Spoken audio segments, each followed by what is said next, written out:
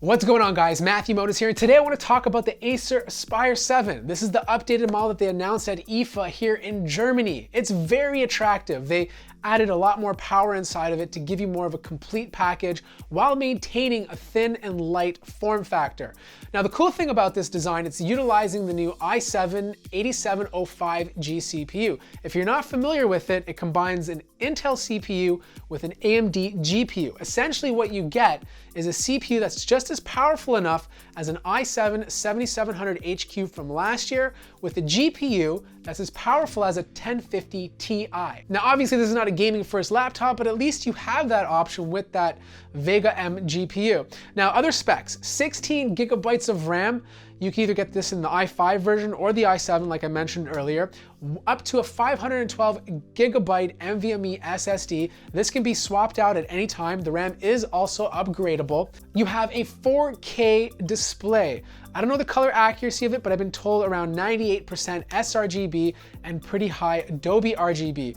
It is not touch, but it is 4K, so if you're a content creator like myself who edits video, it's going to be visually appealing enough to get your work done. Ports. Left-hand side, we have your barrel connector to charge it, full-size HDMI, 2 USB 3.1A ports, USB Type-C Gen 2, 10 gigabits per second, so it's not Thunderbolt 3, but you can use it to power the laptop, and you can use it to connect an external display.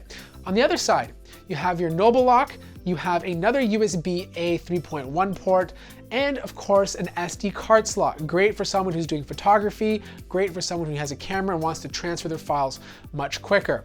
Now, I did have lots of time to play with this laptop, so I tested out the keyboard, very comfortable to type on. I don't know the exact travel distance, but I'm guessing around 1.4 to 1.5 millimeters. There's a fingerprint scanner, so you do have Windows Hello to quickly log you into the laptop. Webcam is also in a great place. It's on the top of the display. It's not a nose cam like other laptop manufacturers. Touchpad was surprisingly good.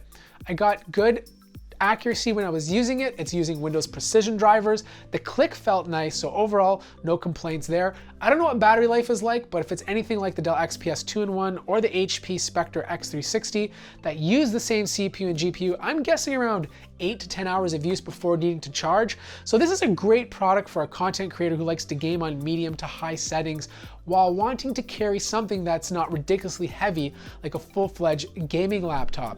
So anyways, this is just my first impressions of this laptop. If you have any questions, let me know in the comments below or hit me up on Discord. I'd be happy to answer them there. Like the video if you liked it, subscribe if you haven't already, and I will see you guys in the next one.